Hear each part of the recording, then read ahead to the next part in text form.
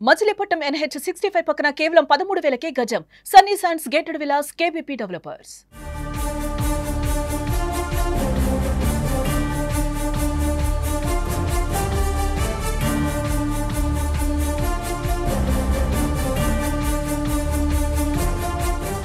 ప్రస్తుతం నేను ఇప్పుడు సికామణి సెంటర్లో ఉన్నాను. నా వెనకాల ఆందోళన జరుగుతుంది.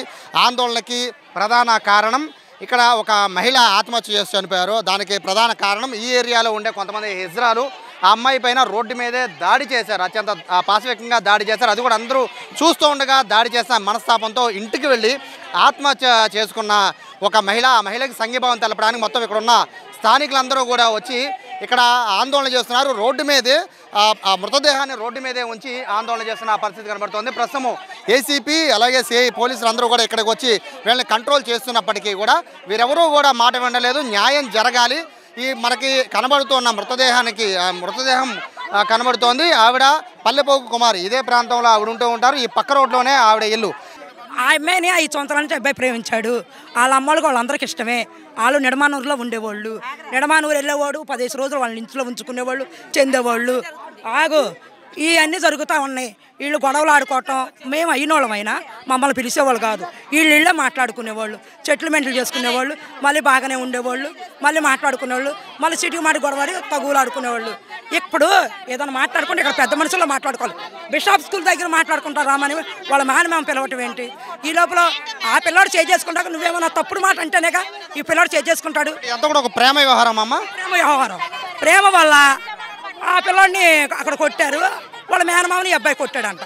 కొడితే ఇంటికి తీసుకొచ్చింది. ఇంటికి తీసుకొచ్చిన తర్వాత ఇంట్లో పెట్టారు.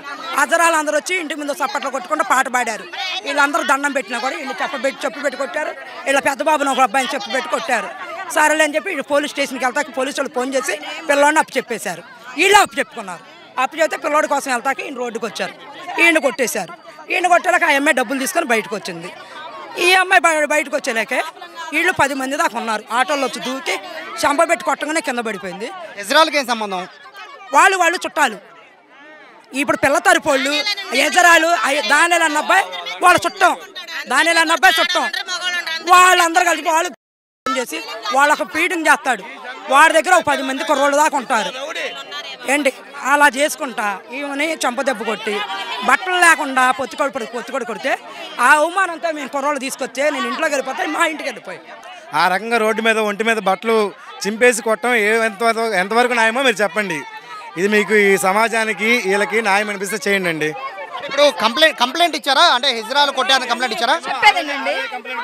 మామూలుగా హిజ్రా అంటే ఏంటండి, వాళ్ళు ఆడోళ్ళకి లాగా మారడం. ఒక సాటి ఆడదాన్ని మరి వాళ్ళు అంతమంది ఆడోళ్ళు కలిసి ఎట్లా కొట్టారు? వాళ్ళు మారారంటే ఆడోళ్ళే కదా. నడి రోడ్డు మీద బట్టలు చింపేసి కొట్టారు.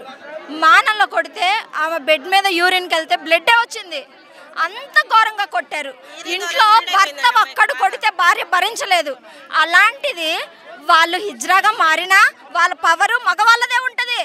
అంత మగవాళ్ళు 15 మంది తంతే పొజిషన్ ఎలా ఉంటుంది మీరు ఆలోచించండి. వీళ్ళకి 11వ తారీఖున వెళ్ళింది కేసు. కొట్టారని పెట్టారు. వీధి పెట్టింది. అందరు సంతకాలు చేసి పెట్టారు.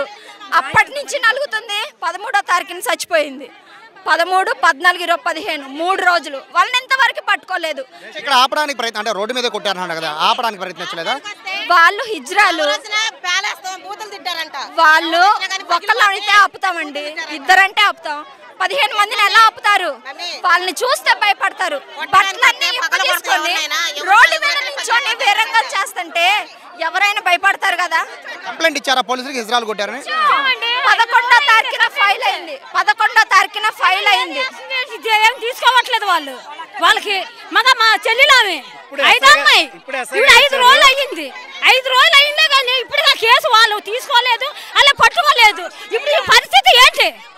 ఇవాళ ఆ పాప అయింది, ఇంకో రోజు ఇంకొక ఆమె అయింది. అది ఏంటి పరిస్థితి? చిన్న పర్సు పోతేనే వాళ్ళ తల్లిదండ్రులు తీసుకెళ్లి కూర్చోబెడుతున్నారు స్టేషన్ లో.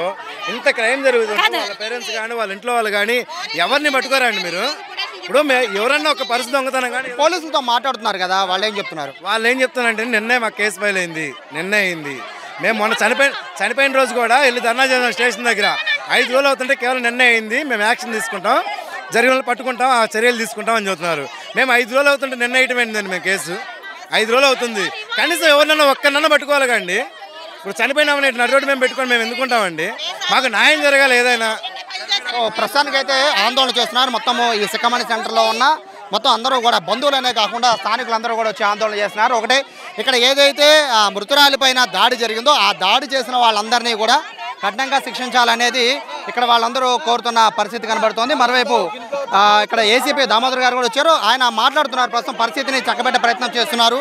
అలాగే పోలీసులు మాట్లాడుతున్నప్పటికీ కూడా ఇక్కడ ఎవరు వినే పరిస్థితిలో కనబడడం లేదు. హిజ్రాల్ని అరెస్ట్ చేయాలనేది వీళ్ళ ప్రధాన డిమాండ్గా కనబడుతోంది. అలాగే ఈ దాడి చేసిన వాళ్ళు హిజ్రాలే కాదు మిగతా వాళ్ళందరిపైన కూడా యాక్షన్ తీసుకోవాలనేది ఇక్కడ ఆందోళనకారులు ఇక్కడ చెప్తున్నారు. ముఖ్యంగా చూసుకుంటే మహిళల పట్ల ఒక మహిళ అయ్యి ఉండి ఇలా రోడ్డు మీద కొట్టడం అనేది చాలా తప్పని, వీళ్ళ ఆగడాలు అనేది ఇంకా శృతిమించిపోతున్నాయి. కాబట్టి ఇటువంటిది మళ్ళీ రిపీట్ అవ్వకుండా చూడాలనేది ఇక్కడ వీళ్ళు చేస్తున్న ఆందోళన. ప్రస్తుతానికైతే మృతదేహాన్ని నడి రోడ్డు మీదే ఉంచి వీళ్ళ ఆందోళన కొనసాగిస్తున్నారు. పోలీసులు కూడా వీళ్ళకి సర్ది చెప్పే ప్రయత్నం చేస్తున్నారు.